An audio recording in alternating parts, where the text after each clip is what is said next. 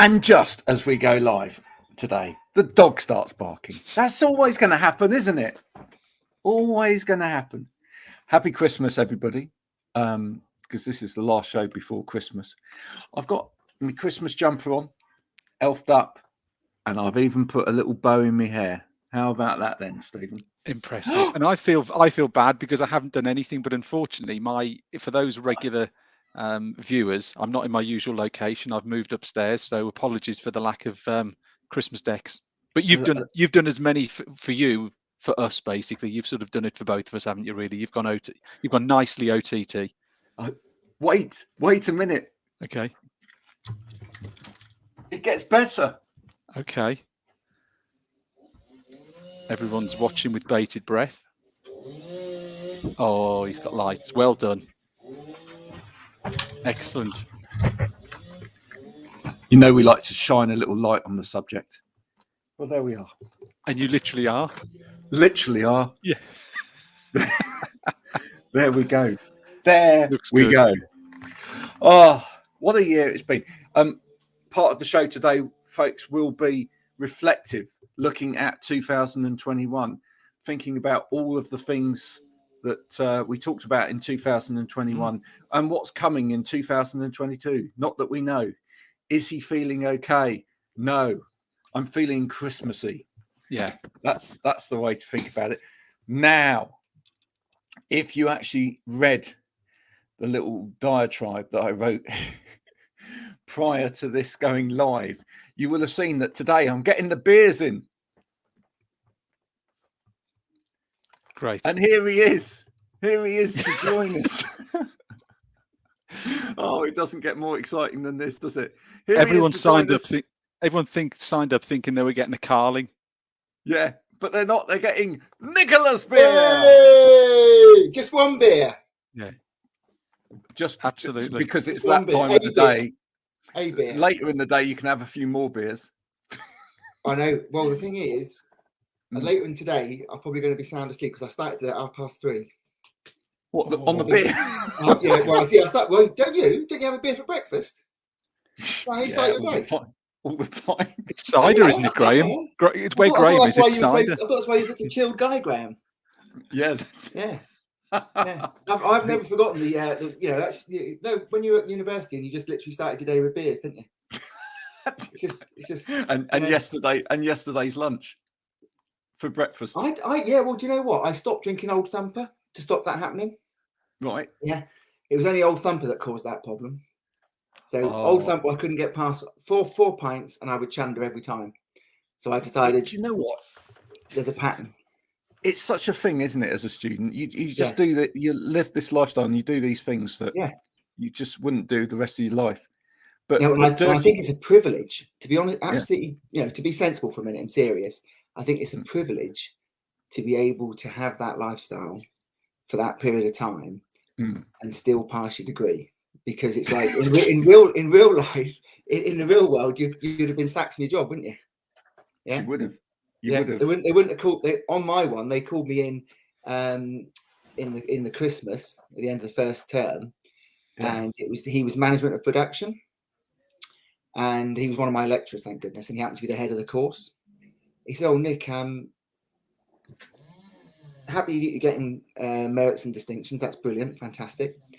Little bit concerned about your attendance." And I thought, well, I'm not concerned about it. Obviously, I won't say anything. You've obviously got a point to make. What do you think your attendance is? And I thought, oh, hang on. I said, he said percentage terms. I said 75%. I think, and I know that's a high estimate, but let's run with this because he might not actually know. He said you've got a 40% attendance. So 40%. I take it that's not good. No, well, because what he said was, because you're getting merits and distinctions, fine, that's cool. We're not going to kick you off. That's why I'm having this conversation. If you weren't getting merits and distinctions, we'd have kicked you off already. So I'm like, oh, it's getting a bit serious now. He's friendly, but there's a hard edge to it, you know. So he said, look, do you think you could, seriously, that is too low. You need to up this. So I'm thinking, okay, I don't want to. It's like manage the expectation thing, isn't it? Yeah. I don't know if I bid too high and I don't hit it, I could get kicked off. So let's see what I can get away with, see what I can manage. Because it's going to be, I'm going to have to come back out of this sort of stupor that I'm in. And so I said, what is this sort of, is it 2/3, something like that? He said, why don't you try coming to all of the seminars, lectures and tutorials? I said, right, okay, that sounds like, because I thought, you know what, he's now laid out his real cards. He wants me to just start turning up. Okay, fine. And that's what I did. I got up to about 2/3 the next term. And it was a journey, you know. And to be honest with you, imagine that at work. If your first 3 months in a job, you'd only been there 40% of the time, you wouldn't have got distinctions, would you? No, absolutely. You know, so I think it is a privilege, because it's a period of your life which you get to meet loads of different people, you get to have great conversations, but you get to arrive on the bus, have a chat with a few people, and go, well, let's go to the student union bar, and then you miss that first. We've got time just for Swifty, and then you miss the whole day because a few more people come in. But you imagine how privileged that is compared to my brother who started work at 16. I never had that. No, you know. So I just, with my brothers and that, I never, you know, with my brother particularly, I just like never go on about it, because to me, I mean, my youngest is looking at universities right now. He's applied to Sheffield, Leeds, and Manchester, and one of the things he's looking at is the social thing, because he's a very social guy, and so that's important to him. Otherwise, he won't enjoy the experience. And I think different people have, you know, different strokes, you know. So it's some people that isn't such a big thing for them, but for me, I look back on it, and I feel very privileged to have been able to have that experience, do what I wanted to do, studying what I wanted to study. Once I got into something, once I got past that, I loved the subject, you know, so I really enjoyed it. But I think it's interesting that now I've come to executive coaching, because I would love to have all my meetings in the pub, right? And I still meet up with some of the senior people I used to work with, who, when I was really junior, you know, took me to the pub and introduced me to the firm, like literally 25 years ago, and I still meet up with them now. So those, and a lot of my personal networks at work were built by going to the bar, not the student bar, to the bar, and having a good chat, and got some things done. So I think there's a lot to be said for a pint of beer and a good chat. Well, it's very interesting you should say that, Nicholas, because I've had this conversation with academics.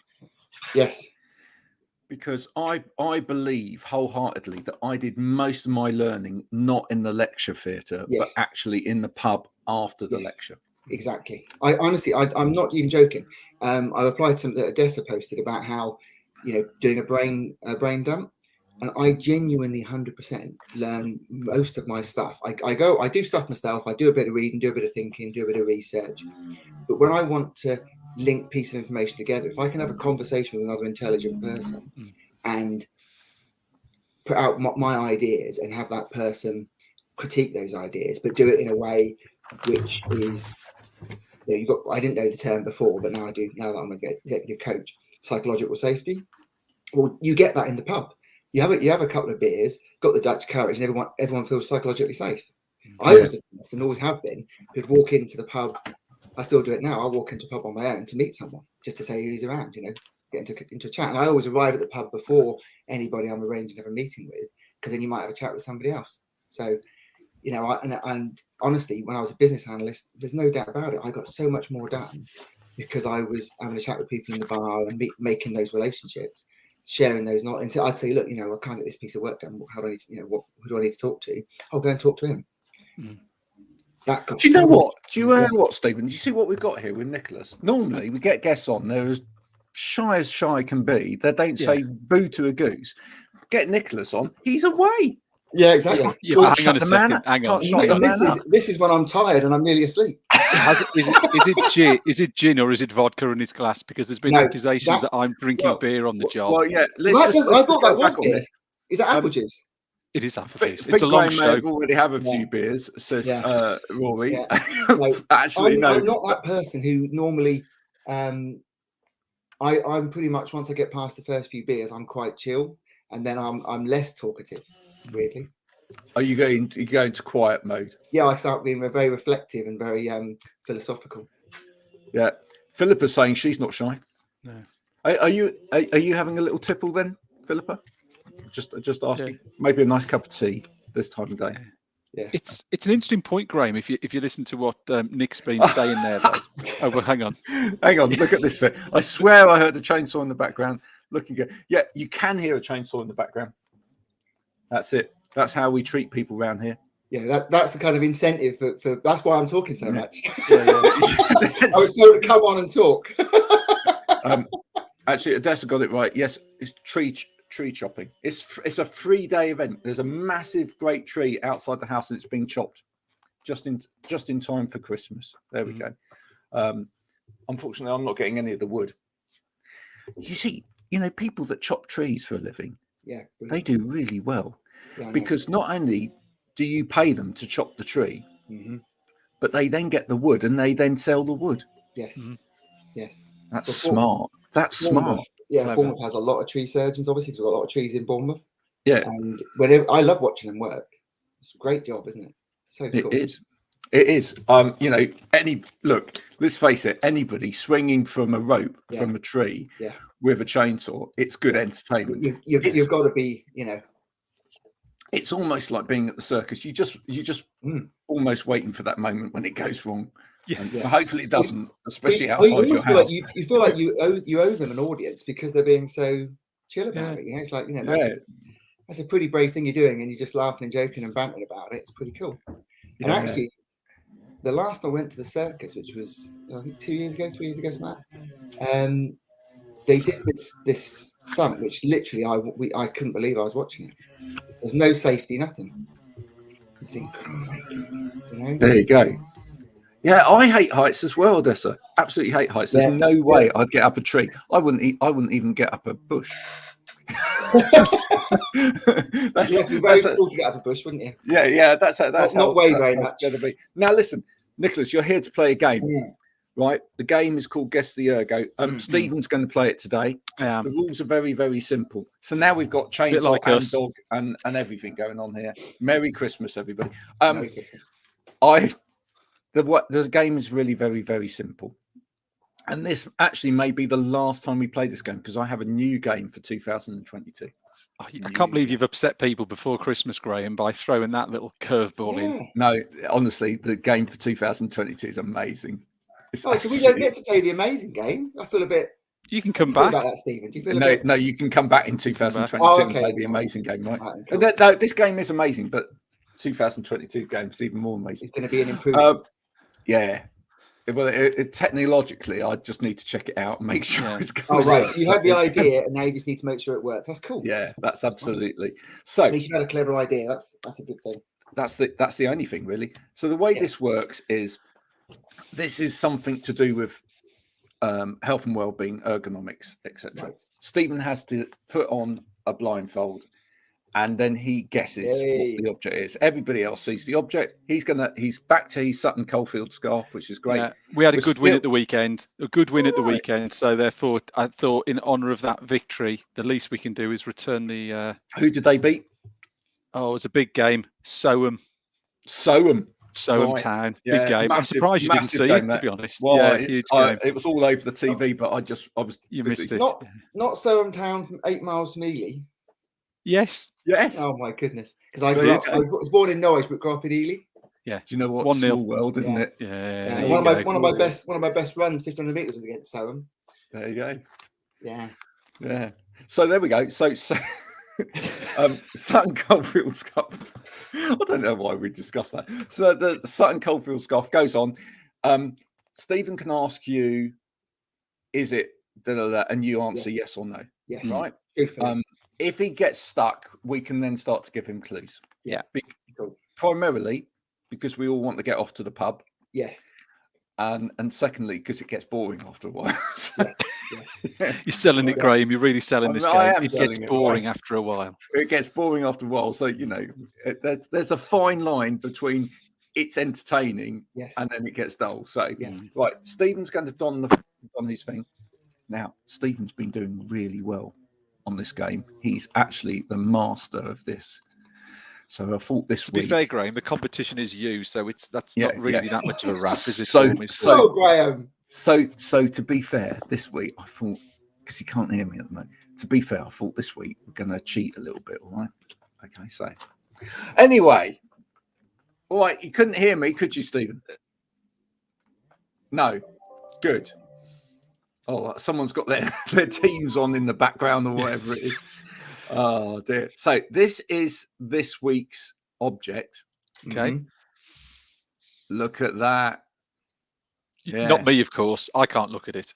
Look at that, No. everybody. That's this week's object. Some people, Philippa, you probably know what that is. Some other people may have a clue what that is. So you can put your first guess in.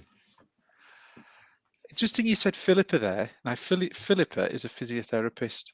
So is it something that would help your back? Yes. Okay.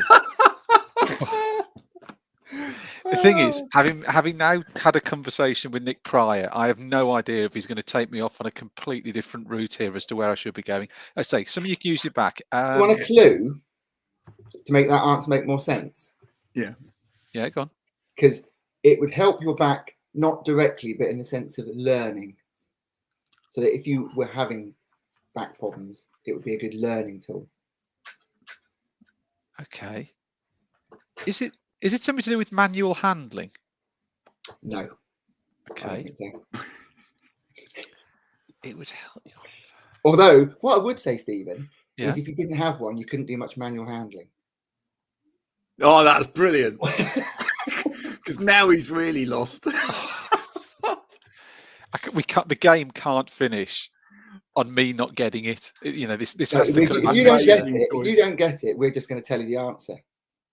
Okay. Because I don't think you are going to get it, because I'm rubbish at giving clues to these kind of Okay. things. You Okay. might have Thanks been- for Okay, coming, so- Rory. Is it something that can go in your hands? Yes. Okay. Is it made of metal? Mm, Part of it is. part of it is, yeah. Yeah. Is it mainly made of fabric? No. I was thinking it was gloves, but it's clearly not gloves. Oh no, it's not gloves. I'm going to need a clue. This is a tricky one. Yeah. Graham, clue? Okay, part of this you also get on cars.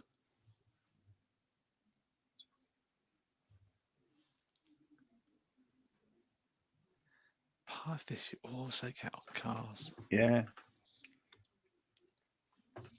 I don't know how that's I don't, Part of this as well.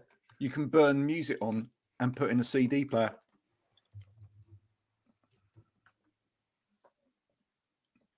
See, I'm being abstract because I really don't want him to get this. Well, I Yes, don't think there's really. there's no fear of that. I'm absolutely stumped on this one. to be fair, I would be if I was you, Stephen. I'm looking at it, I'm not sure. Go on, one more clue, Graham, before the game loses the attention of the audience. Well, look, I think in order to get this, Stephen, you've got to have real backbone.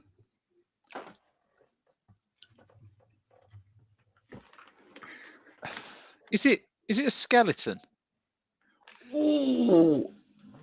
Keep going. Yes, Keep I think going. we've got to say yes, it is a skeleton, but part of. Is it? That's really good. You're so nearly there. You're so nearly there. You've done ever so well, Stephen. I must say I'm impressed because the clues have been rubbish. Deliberately. Yeah. I don't know. I'm stuck. I've got so far, and I don't know which way to go now. Look! Don't lumber all over this. It's fine. You know.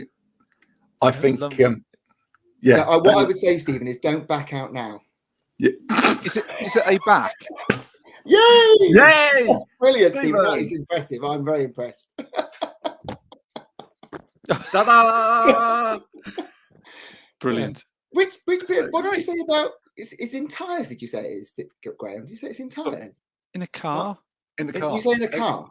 Yeah, you have discs in the car. Right. Discs. Yes, of course you do. As in brake discs. Right. As in brake discs. Yeah. Yeah. Yeah. But that, it was an obscure clue because. Yeah. No, I did Oh. well there. To be fair. Yeah. I think I'd have got it. All the puns. Yeah. Absolutely. Yeah, no, it's a classroom aid. It's something. Yeah, that's what I meant. That's what I thought when you said about does it help with backs? I'm Yeah. imagining it in a classroom setting. Then I thought that doesn't really help because it kind of implies that it helps with backs directly. I thought I've got to help you there because that really is sending you off down the wrong road. I had one of those until very recently. I recently sold mine. He was called Gerald. Yeah, very, very helpful. Not just if you work in the classroom and you're teaching youngsters about physiology, but also obviously if you're practicing anything to do with the spine, and therefore you need to demonstrate to people what's going wrong with them. Yeah.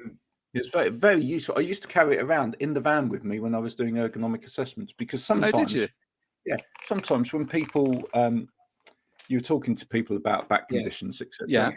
You know, people just didn't really understand from the physiological point of view what you meant. Yes. And and there's the thing as well. Here's another little test for you. I mean, Nicholas, you're an intelligent man, so you might know this. Oh, right? yeah, I'm coming again. I'll definitely come to the next game. So anybody can probably name one part of the back, which is the lumbar region, right? But then when you start talking about other areas of the back, people get lost. So does anyone know the other areas of the back? Other areas of the spine? Oh, what's the one at the very bottom? Tailbone, coccyx and ischia. Yeah. Yeah. Just above that, you've got stem. Do you call it the stem? Sacrum. Okay. Yeah. And above the sacrum, you have the lumbar. And above the lumbar, you have, what's the biggest part of the spine? See, no, people don't know. No, we don't know. Didn't do biology at school. It's called the thoracic spine. Okay. And then your neck is called the cervical spine. There you go. Little lesson in physiology for all of you out there that didn't know that. Excellent. But it's really useful to explain it and to be able to show people what things like slip discs actually are. Yeah. And what's happening. That's right. The thoracic vertebrae sounds like a period in dinosaur history, doesn't it? I remember the thoracic vertebrae time. No, I was just going to ask before Nicholas disappears, because I know you've got me. What? Nicholas, I've decided to hang around to this one. Oh, right. Okay. What was it that you... I can't multitask. I can't do one thing well, but I can't do two things at all. What was it you actually studied at university, sir? Well, I started off on business, and when I finished learning about bits, I did business and finance, specialising in industrial management, marketing in the EU, and then I went on to do software engineering. And so then my career, basically, the two placement jobs. The first one was incredible. That was that one I mentioned to you about, the Systematica software engineering, which spun out of Plessy Defence, world's first fully configurable computer-aided software engineering tool. And then the second placement was at Schlumberger, which was Factron, which was another really cool business, and started above a chip shop, and then got bought by Schlumberger out at the Ferndale Industrial Estate.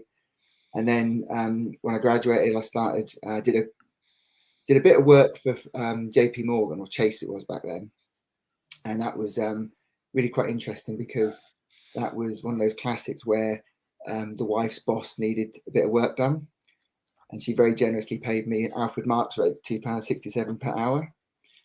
I did this 9 weeks work, and then they chose what myself and this graduate had done over this £250,000 they'd pay some New York consultants. Wow! So I realised that maybe that was a case of Hobson's choice, where I was like, oh well, okay, I can move a hand. If I'd have known in advance that my 9 weeks at £2.67 an hour was going to be up against $250,000 and mine was going to be chosen, I'd have maybe charged a bit more. Yeah, no, absolutely. Stephen, what did you do at uni? I didn't go. Didn't? No, I did A levels and did quite well, actually, but it wasn't something that really ever appealed to me. So the old university of life for me, I went and became a trainee insurance broker, and then hated it and jacked it in after 6 months.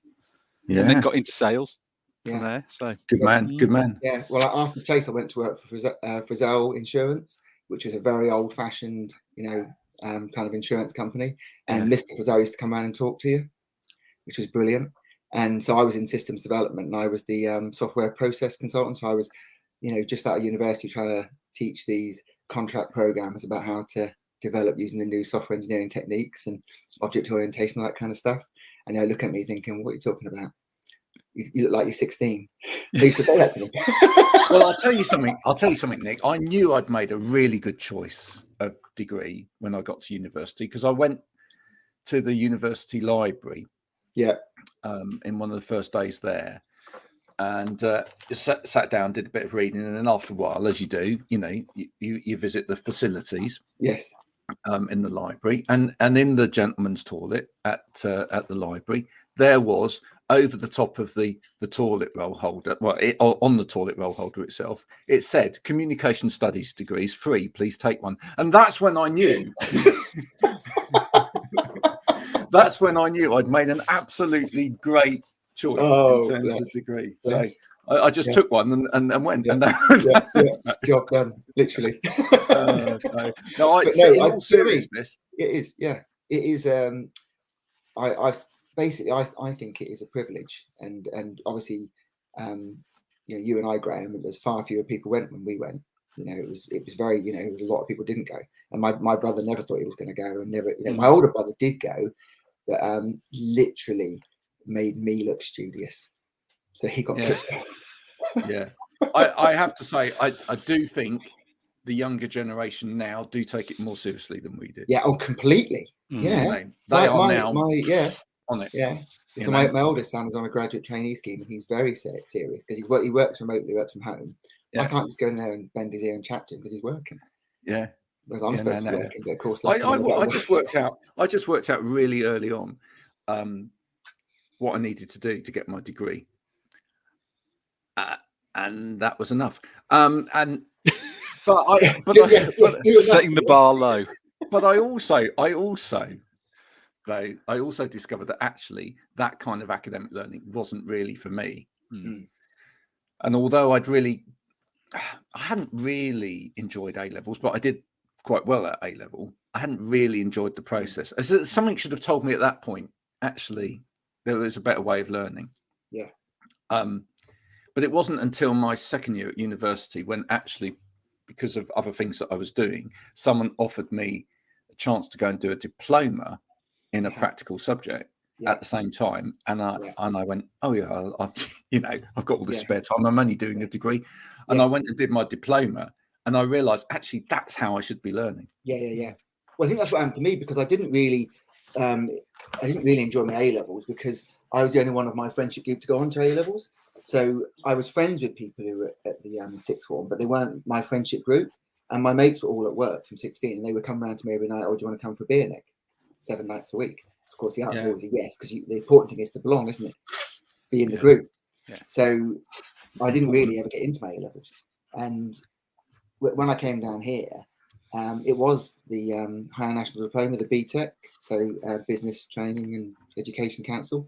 And actually, I really enjoyed the subject. And what it was I hadn't got into my into sort of swing of it, but the way that they treated you like an adult, which they didn't do at sixth form, and I really enjoyed that. So actually, because of the way they handled me, I was like, oh, okay, fair play, because I was enjoying it. It's just I just need a bit more disciplined, a bit less, lazy, basically.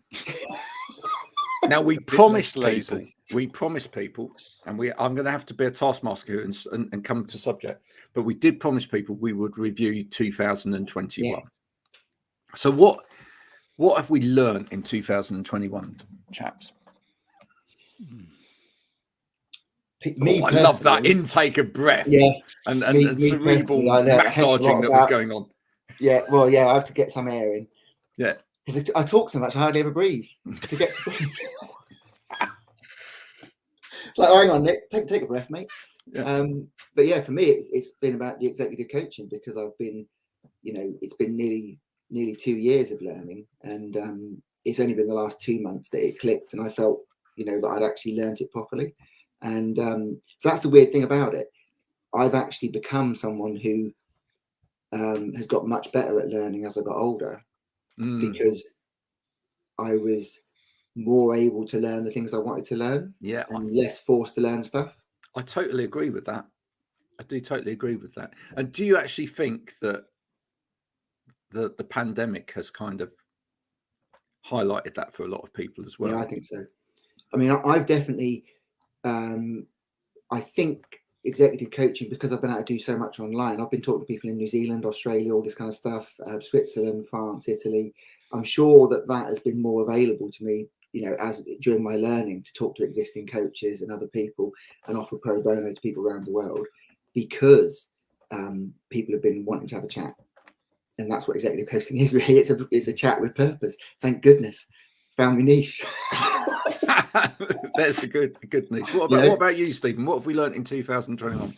I think what people have really done, I think last year, if you go back to when the pandemic started, people were what was happening was almost being forced upon people in terms of where they worked and how they worked. I think the difference this year is that actually people have sort of seen the opportunity to make work and how they work and where they work fit around them and around their life. So actually, I think people have sort of gone, well, we had to do it last year, but actually not only do we really enjoy it, I mean, we saw it as a big social experiment, really, as to how people would cope with home working or being displaced from where they'd usually work. But I think people have now grabbed it and gone, actually, hang on a second, I can still perform my job at an extremely high level.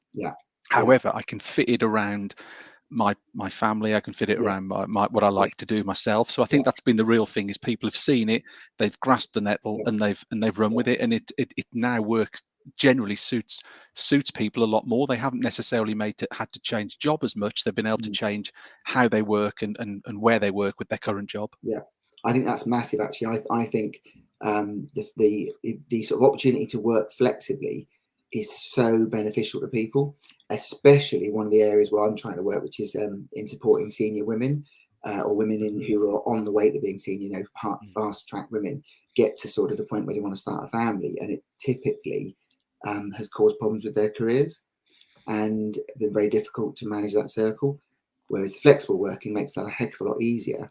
And then you've got, you know, some people I'm talking to have been involved in pieces of work around really supporting that, so that you've got maybe job share and things like this, where it's a much more flexible, intelligent sort of job share, where you can say, oh, you know, I'm now at this point here, who could I share this job with, and that kind of stuff. Much more mix and match, because you're not all physically having to be there, and people can just come together when they need to. And I remember, must be 15, 16 years ago, people talking about having a virtual office.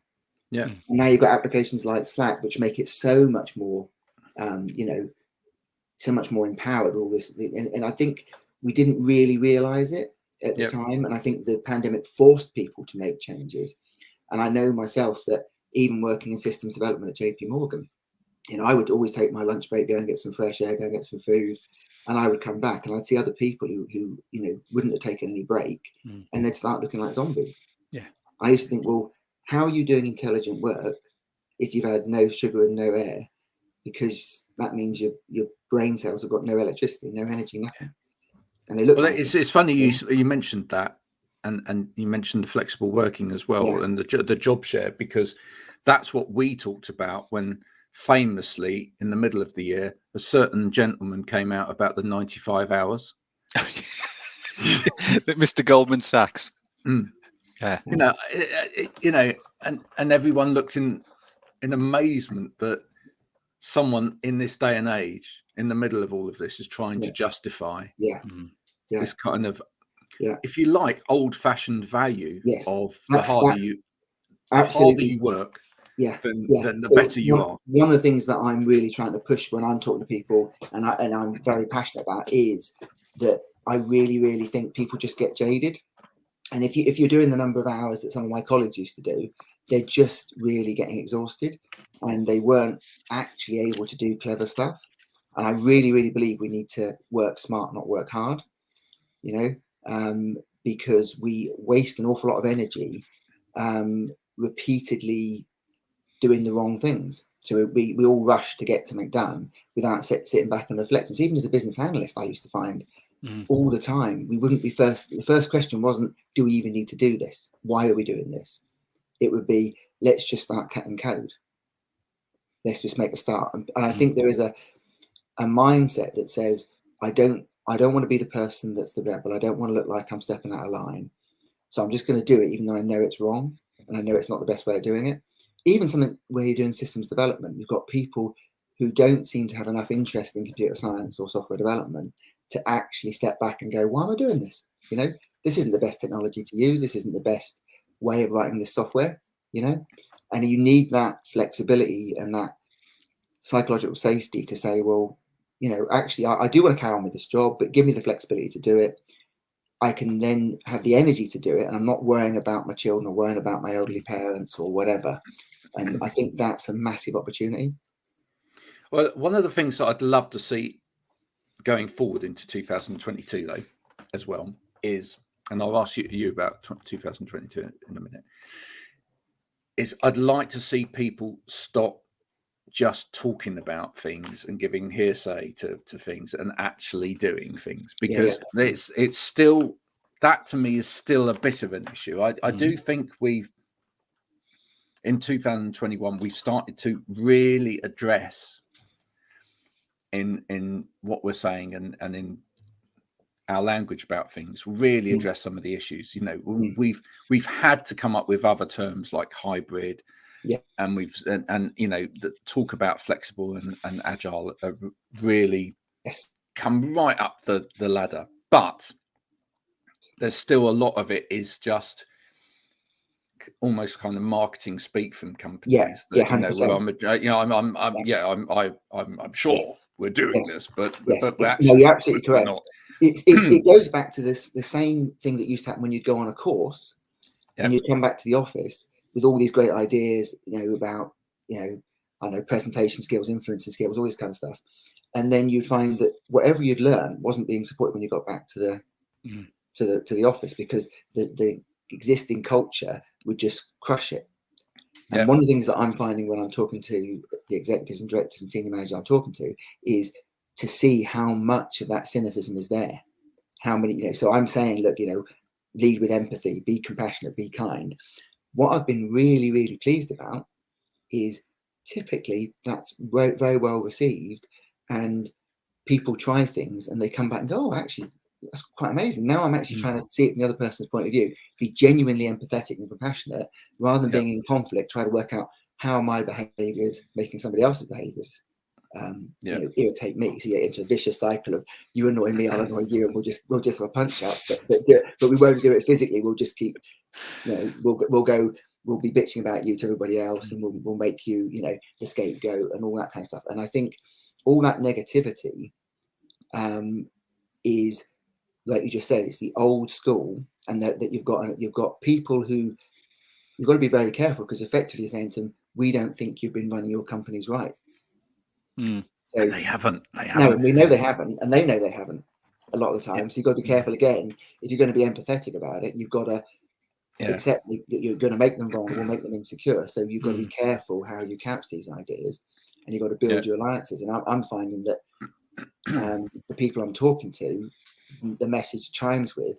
So I'm probably selecting people in some sense to be like-minded. You know? That makes sense. Stephen, I want to bring you back to where we first met.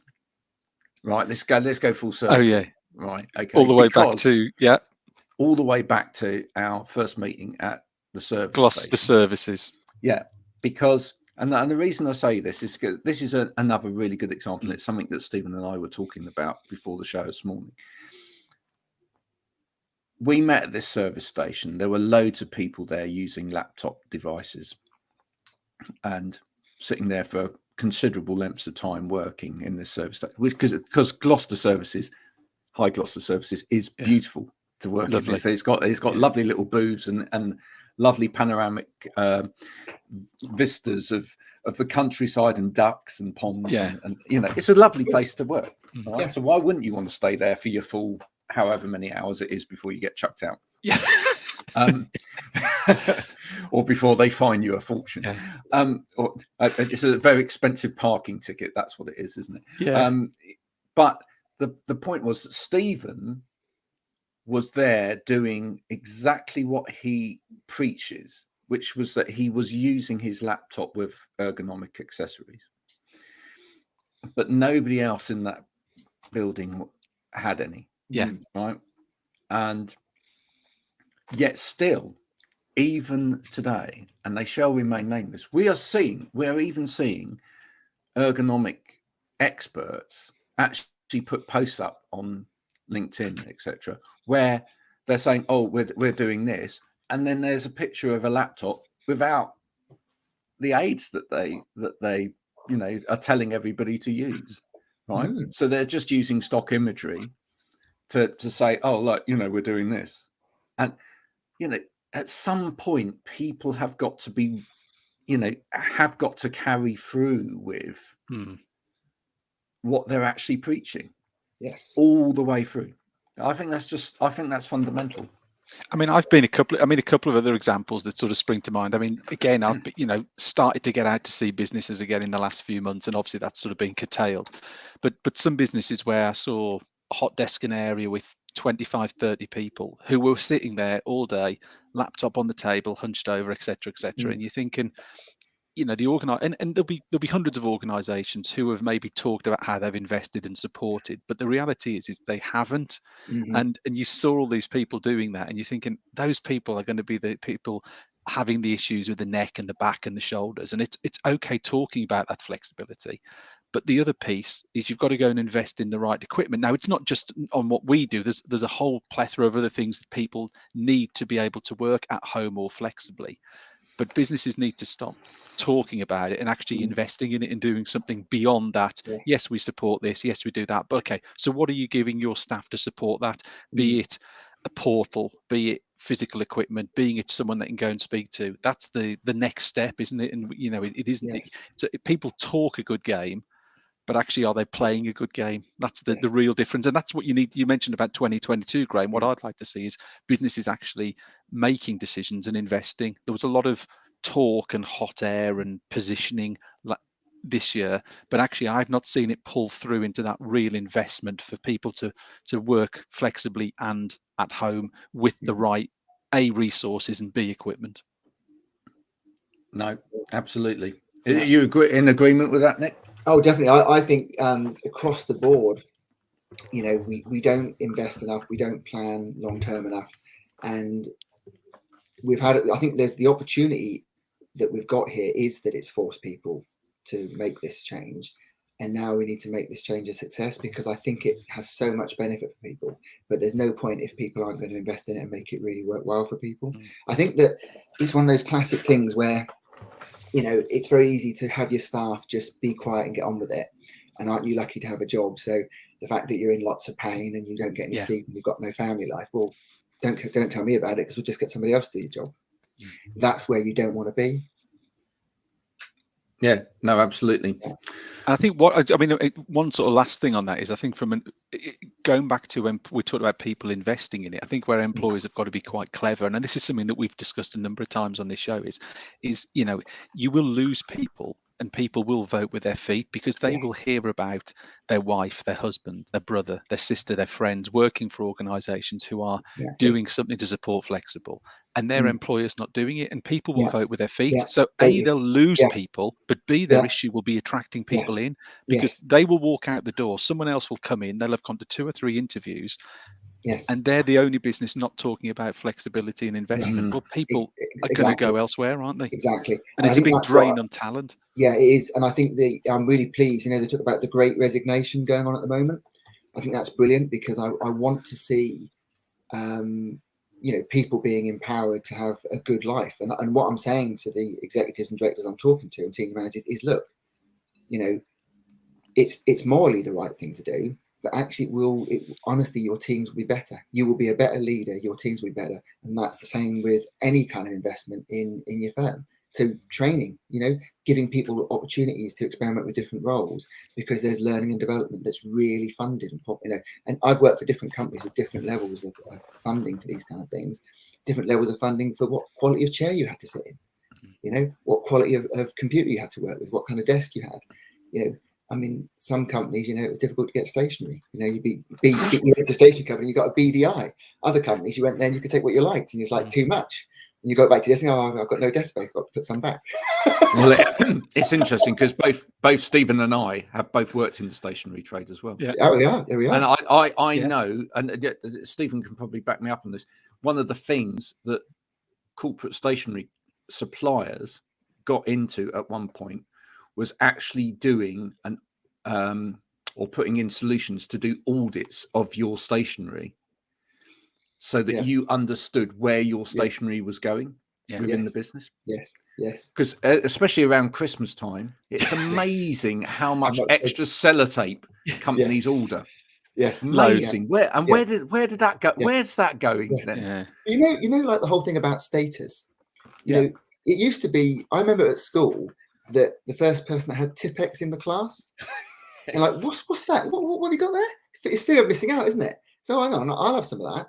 So you borrow it, don't you? And that was all. You can't really borrow it. You have to be very sparing with it. Make sure you shake it up and all that stuff. But when you get to work, you're still thinking, you know, not so much now because it's all paperless, but you know, you like, well, what's that whole punch you've got? What staple have you got there? You know, that's all. Yeah. And there's one bloke I knew. He opened his drawer. He had about 10 staplers. Yes. Yeah. Did he also Tipp-Ex's name across the top? Yes. So no, it was, everyone knew it was his, and people used to do that with chairs, didn't they? You'd go into the office and someone would write their name on the back of the chair and Tipp-Ex. Because again, a bit on the ergonomic side of it, isn't it? If you got yourself a bit of a better chair, you don't want somebody else pinching it, is you? Now, I wasn't that kind of person because, frankly, as long as my chair could recline to flat, I was happy. Yeah. But just going back very quickly to what you were saying about talent and people losing talent. Yeah, but this is one of the areas I find fascinating, because early on, Stephen and I were talking about, you know, what's going to happen with offices, what's going to happen with retail areas. You know, things were beginning to shut down, and you know, it doesn't seem commercially viable for people to keep the same real estate as they had before. I think that's a really interesting thing, isn't it? Yeah. But also, so what's happened, and we've all seen this. So I live in Somerset. We've seen the house prices finally start to go up, right? And various areas across the country have started to see their house prices go up because we have seen a move out of city centres for a start, because people had no room to swing a cat, let alone put an office in. Yeah, you know, so they've moved for a better way of life. Little plug there, but also, thank you. Yes. I'm available for bar mitzvahs, but also, they've moved because you know they've got this extra space, etc. But now this is the really interesting thing. It now means that when you used to advertise a job, you typically would say, well, I want to advertise it within this geographic area because we're going to come together as a team within that area. And so that was the part of the restriction of your talent pool. But actually, if you become a borderless organization, there's no limit on where you draw your talent pool from. Yes, you know, exactly. Your talent pool is limitless, and therefore you're not having to pay premium salaries and struggling to find the talent you need. Yeah, you can actually say, okay, look, I can't afford to pay that much, but I could give you quality of working life. I could give you flexibility. I could give you all these other things, which I think, for me personally, that would definitely be that I personally would appreciate, because I think it's really important not to be too materialistic.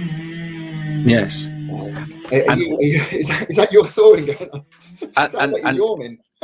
And also, this is being slightly skeptical about the whole thing, but realistic at the same time. But also, now what we've got is a generation of university students coming out of university who have big debt. Yes. Right? Now, if you go and work for an organization that's paying big bucks, you have to pay it all back. You do. Right? You do. Whereas, actually, if you get a good lifestyle, but less money, you don't have to pay that money back. That's true. Actually, are you quids in? Yes. And I think there is. I think this new generation. Sorry, I've given the government an idea. Quick, shut down. Don't you think this new generation are much more savvy about what they want out of life, and it's much more balanced? I think the conversations I have, they're much more balanced about what they want. I think we were the generation that got too materialistic. Yeah, it was always about. You can tell a generation by the TV that it generated. Yeah. Right. Ours was the generation. Every show was about sort of like, have you got a bigger house? Yes. Yeah. Have you? Yes. Do you drive a better car? Yes. Yeah, it's true, isn't it? And our dramas were like that, weren't they? Yeah. Yeah, it's true. Watch the TV that appears in a generation, and that tells you what that generation is about. Yeah. Our generation was that, you know. Yeah. You mean like Boise?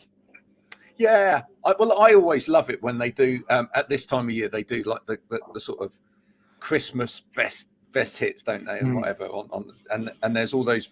But I like the documentary style ones where they do a look back at a period. Yes. I love them. Love them. Yeah, those ones, and it's like the 1980s yuppies. Yes. Exactly. Yeah. Quick. Yeah. Do you remember yuppie jokes? There was a thing about yuppie jokes for a while, and actually a yuppie joke wasn't funny. Yeah. But you only understood it if you were a yuppie. Yeah. What's the difference between a goldfish? That was the joke. I mean, it was just what. It's like I understood that because I'm a yuppie. Yeah. Right? Yeah.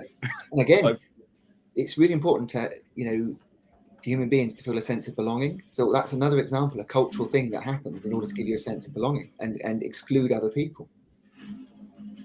Absolutely. By the way, folks, if you want some wood, we've got loads of wood. Come down to Chard. It's all going on outside right as we speak. It's not a cow with wind.